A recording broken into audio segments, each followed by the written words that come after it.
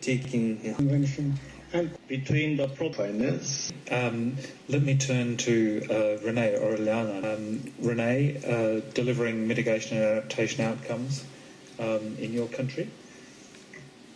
Thank you very much, Mr. Facilitator, and good afternoon to all colleagues and friends. I would like to present not only a proposal that is in process of being designed and implemented in Bolivia, but a proposal that is part of our decisions and is part of the discussion of what kind of mechanisms or instruments we can develop and implement in the context of the convention and the decision we have been taking. So that is an international, so that we can have an international mechanism as well as a national one.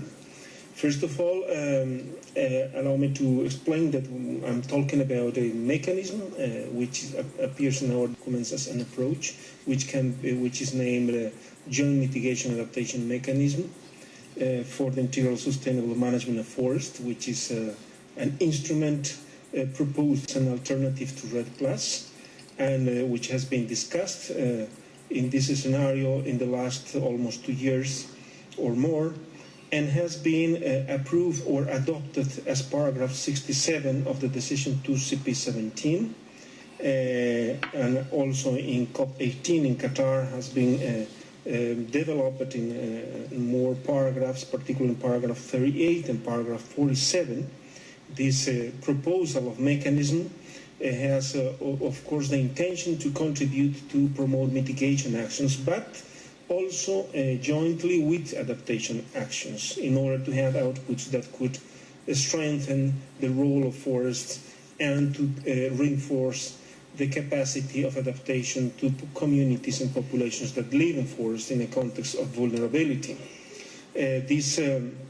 This mechanism is not market-based approach, is on the contrary a non-market-based approach, is part of the observations and critics we have made to REDD, but of course in that sense underscores the role of forest and life as livelihoods and do not put it in the context of a market approach.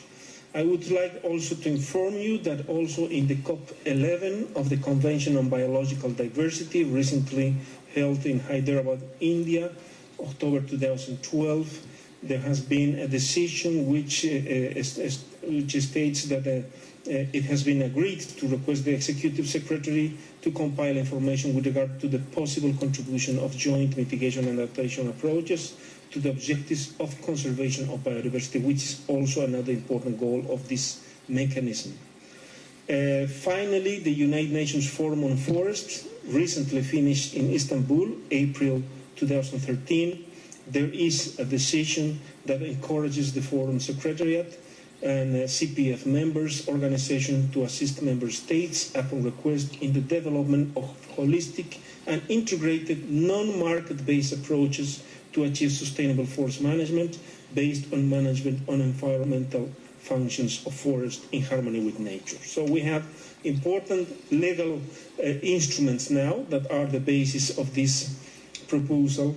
And let me also inform you that at the national level, Bolivia is already in process of implementation of a national law, which is called Law of Mother Earth and Integral Development. It has included the mechanism of joint mitigation adaptation non-market-based approach, and it also has created an authority to manage this mechanism, a financial fund to provide financial resources and to link its funds, its request of funds to the Green Climate Fund and to other sources related to multilateral and bilateral scenarios. Some characteristics of this instrument that could be now used by parties, not only by Bolivia, in the context of the decision we have approved and I have mentioned.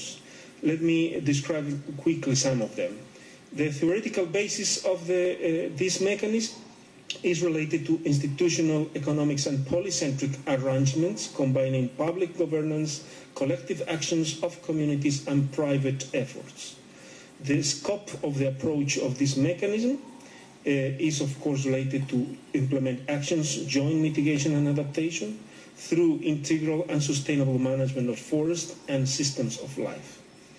The baselines of and the performance of this mechanism promotes the development of territorial plans of life in the case of indigenous peoples. My country is very important in the presence of indigenous peoples, and their practices are important in the context of the forest conservation also, in order to set up a referential baseline considering indicators of this joint mitigation adaptation. About the financial options, important characteristic of this mechanism, it is sustained in ex-ante public funding based on the performance of joint mitigation and adaptation indicators through the integral and sustainable management to be reported voluntarily by developing countries in the case of financial resources provided. Also, financial would support the development of an appropriate governance framework in the local scenario in order to promote these actions. About the type of payments as incentives to these activities related to this mechanism, it is proposed that it would be based setting an integrated scheme of diverse instruments like planning, regulation, control, promotion, monitoring and evaluation of performance linked to conditional transferences regarding the fulfillment of joint indicators of mitigation and adaptation. If those indicators are part of the results of this planning process of management of forest, the financial resources are provided through the institutional arrangements agreed or legally supported.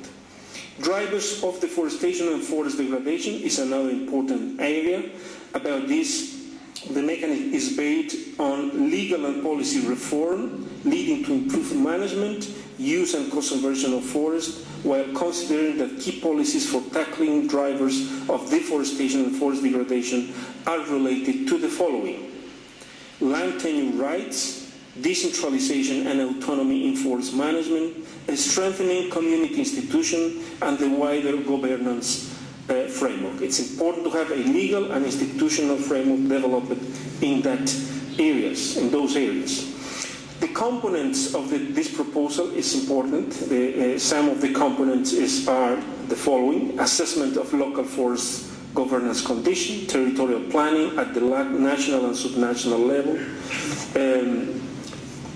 implementation of action, multi-actoral agreements, including private actors, a very rigorous process of monitoring, and the evaluation of the performance. Let me underscore this last part before finishing. I'm just in the last part. The evaluation of the performance is very much important. It is related to the indicators of deforestation and degradation also too.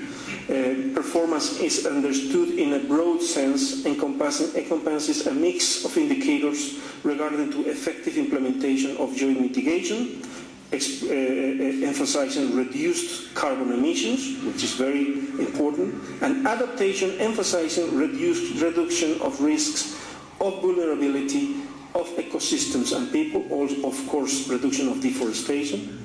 This evaluation combines capacity related to indicators, upstream indicators, with indicators of vulnerability and the assessment of development outcomes under climate change. So this mechanism is in process to be developed in a methodological and technical sense by a team, through a team in which we have important confidence in our country, and is part of our proposal in order to be developed in a work program that has been approved in the last decision we agreed in COP 18. This was my presentation. Thank you.